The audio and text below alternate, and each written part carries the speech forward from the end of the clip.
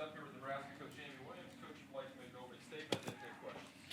Okay, yeah. Happy New Year to everybody, and we're glad to be back at home, and glad to be back on the winning ways. It wasn't super pretty, but we found a way, and that's in the Big Ten Conference. It's never going to be easy, so you got to find a way. And I thought we just found a way to make plays down the stretch. How big was it just for the team to respond after probably its toughest road stretch of the season and be able to flush those 3 games and come back and be able to get back on the right track? Yeah, and we talked about, we want to flush them, but we really want to feel them too, and we want to learn from those, and we want to know, like, that's where we want to be, is ranked in the top, in 15 in the country. And so if we're going to play 3 teams that are there, we got to feel that and know what that looks like, feels like, and learn from it. And our hope is that we can do that and respond. And I thought today, in those 3 games on the road, we really talked a lot about response when something doesn't go our way. If you miss a shot, what are you doing on the other end? If you turn it over, what's happening for our team? How well are we coming together as a team? How well are you responding to try to make a play? And I thought, Britt in particular comes to mind, just with, a couple plays, turnovers that she would like to have back, but really sparked us with 4 steals, I thought. And Callan Hake down the stretch, a big steal when they were trying to post her up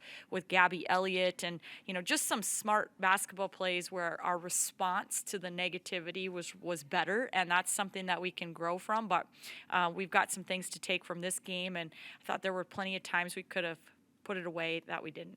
You guys took your foot off the gas. How do you develop more of like a killer instinct when you go up 10 at the start and then have a 15-point second half lead and let them come back? Yeah, I think the biggest thing is just kind of knowing what it was that got us to 15-point lead. And I thought there were a couple times where we just went away from the things that put us up and gave us kind of that distance. And we just we got to continue to go back to the well. What do you have to do on a day like this where the shots aren't falling and you have to just kind of push through that? How do you have to adjust and work through that?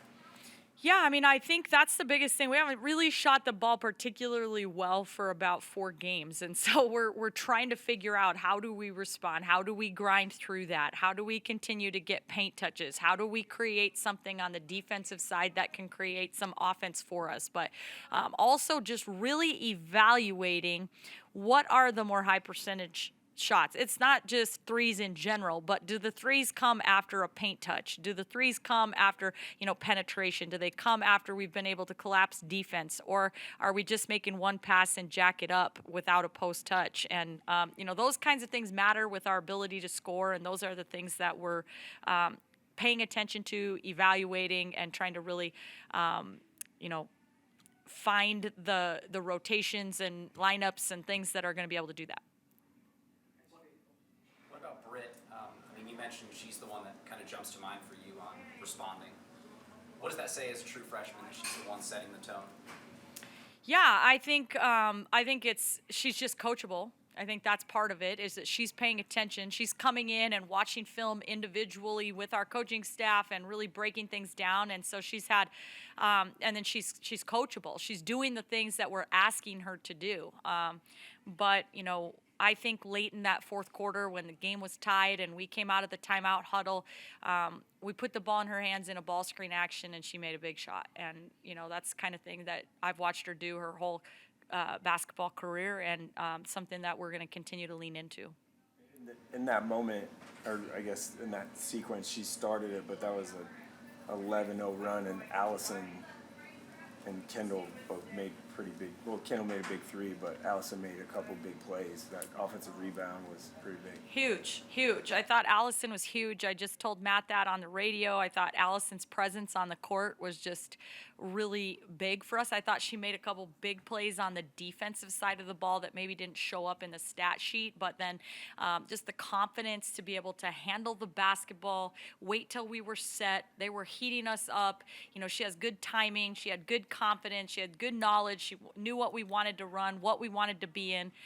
but the kiss off the glass bucket and the 2 free throws that she made, as well as that offensive rebound that I think led to a couple more free throws or something for our team, or another bucket, or maybe it might have been Coley's 3 or something.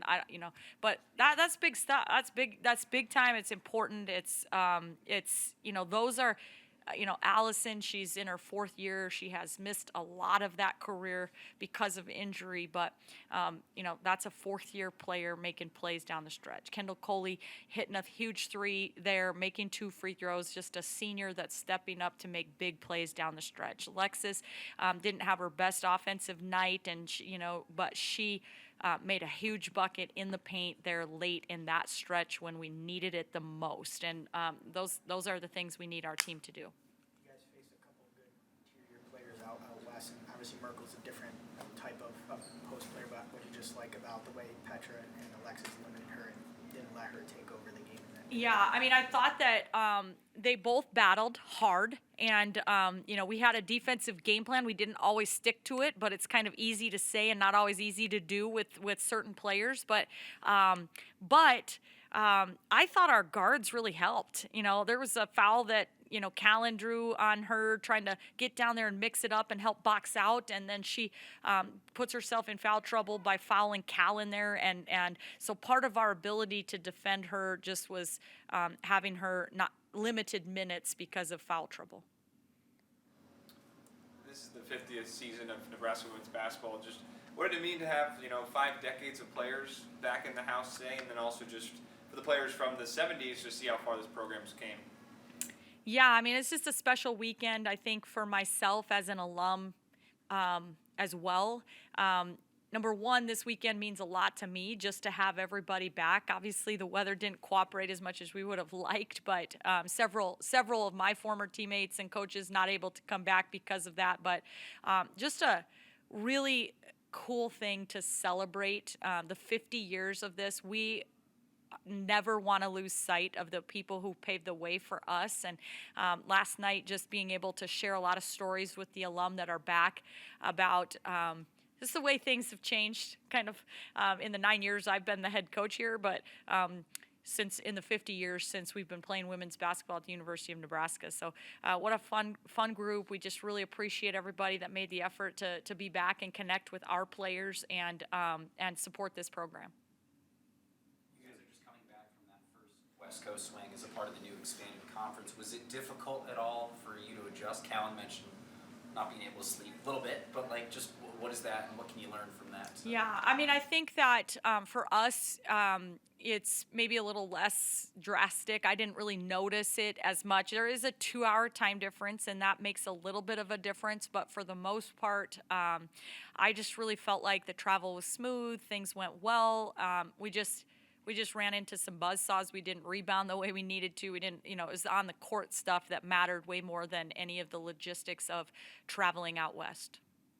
Feel good to get a win after 20 days of one not playing at home and not winning. Yeah, it feels great. It feels great. We know how difficult and competitive the Big Ten is from top to bottom this year. So any win is a great win, and it's awesome to take care of business here at home. And we know it's going to be even more challenging on Wednesday.